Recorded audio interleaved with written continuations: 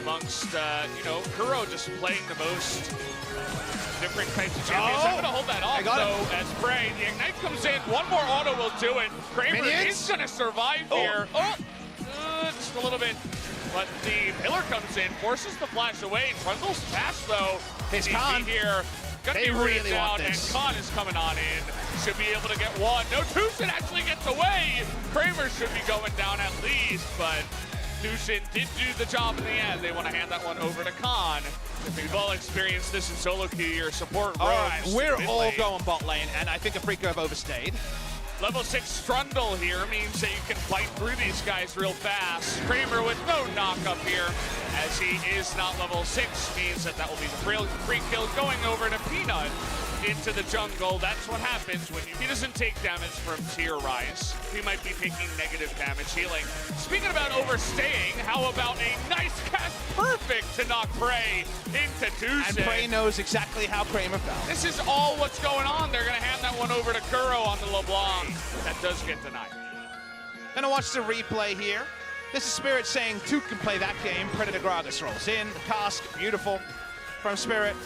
And Prey goes down. Really no gameplay to talk about here. They can decide who to give the kill to. It's not the Xayah, but she does get an assist after all. That's a big CS lead. That's something that can be turned on. Speaking of being turned on, Keen is overextended.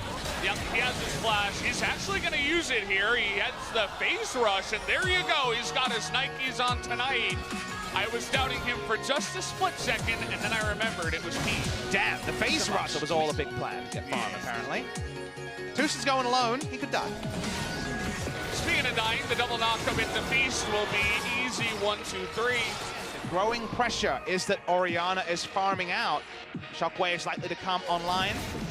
And yep, this is not getting into do anything in the video game. Silenced, ignited. Because they're making this game a lot more like the games they were on a 5-match win streak around in the recent weeks. Look at Tucson, he's stuck behind them, he's gonna knock him up, but here's BDD, perfect cast though, as Peanut goes down in the end, and Tucson is gonna get that big engage. Kuro trying to get that follow-up onto BDD. Keen though is gonna be ulted in the front line, no piece gonna come in just yet. Spirit though, trying to put a bit of trouble on screen, is gonna be able to hop out of there. Infernal Drake is going to be the second one, and Khan coming in. Oh, Kuro might go down here. Peanut on the run, on the chase. Big follow-up here from Gorilla, the double knock-up, and there's the Togon right in the front line. No stopwatch this time, but he gets away anyway. Never mind, the piercing arrow comes in, and Prey is able to follow up. This time it's only 1 for 0. Nice little snack to lead into the full course meal that could be coming later on. Watching the replay of this, the Cho'Gath is lying in wait very early. The fight happens on the top side. Kuro doesn't go down, but is zoned out instantly. He just doesn't kill people. This is the LeBlanc from behind Valdez, which we haven't seen much. KT blind picked first time in pro play Yukal onto the LeBlanc and made it work. But this time, they didn't repeat gank after getting the flash. Top lane. Prey, and there's going to be the knockup. Finally, the LeBlanc doesn't have the damage, but is going to have enough in this fight. And Peanut goes down to a double kill now to Kuro, who is now 3-0 in this game somehow. Realm Warp is on cooldown, so I imagine it may have been used to just gap close. I was actually on cooldown to begin. Let's watch the play here. They just set up. They pop the Predator and say, I'm here, by the way. 5-on-2. And then 5-on-2. Seems like King's Zone say, well, if it's 2v3, 2v4, maybe we can outplay. 2v5, that's not possible. Good job by Tucson, tanking off the turret. Ends up being too easy, though. We think too short. Too slow, I should say. They're looking to actually bully Khan here as nice body slam over the wall. It's a perfect knockup with that catch. Do they have the damage, though, to take him out? Yes, they do. The rest of the King's Zone going to be late. And now that second Infernal looking tasty for Afrika. Very nice collapse play. Eventually able to pick up the kill there. Turning onto the Infernal. They'll get that one. It's down. Khan can hit the rift, but not for 30 seconds. These death timers are getting pretty long. It's mid lane. Okay, well, Kuro says, here, have one back. Will we have a snipe this time? The answer will be no, as Kuro just barely able to get out of that one. Slivers of health a couple of times so far this game. Here's Afrika. In the backline, no, they want that Orianna. Isn't enough damage. No, Prey will survive. The ball is going to keep him alive, but here's Kane, the flash on in, and he's got the follow-up finally. Gorilla might just be looking to flash this wall eventually as no other way out. BDD with no mana here and no summoners trying to turn it on to Kuro, but he cannot in the end. Super high tiers. Oh, wait, Rise might be dead.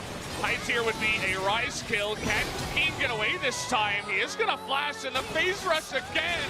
They're turning out of the Baron too. Look at how low it is. Oh no, they're gonna come off of it now as Peanut only gonna spot it now. I feel like they could have done it. It was really the Void Staff, and they've already started the Baron here. This is great. They don't have a smite. Peanut's gonna stop it. Gorilla ulting on in. They really want to stop this Baron. It's gonna get so low. The Gragas gets knocked up. Is there gonna be the steal? The smite comes in and no steal. And Peanut will go down as well as the Alistair. Prey and the rest of them on the run. BDD can't do anything alone. And Afrika might just be able to win this huge fight and go on to the next round of the playoffs if they take him out. Prey goes down. Spirit going for the big run onto BDD. He's going to get the body slam into the cask. And down he goes, the double kill. And with the Baron, Afrika looking to push to win. Afrika problem solved their way to it, Valdez. The Cho'Gath is still alive. Death time is 40 seconds. Can Afrika Freaks knock Kingzone out? Well, they get the leash here and the knock him on Cho'Gath. They have enough damage to take him out through the stone blade. And Afrika, they're so close to winning this game. It looks like they've done it at Papa Smithy. And that means that Afrika should be moving on to the next round, as well as KT making it into Worlds. We'll see what Gorilla can do.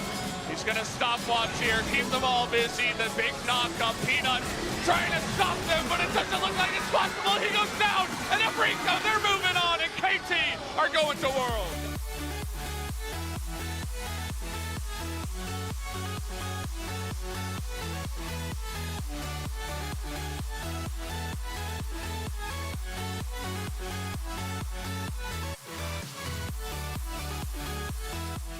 Wheels of change are there, Valdez, for the first time ever in the LCK era.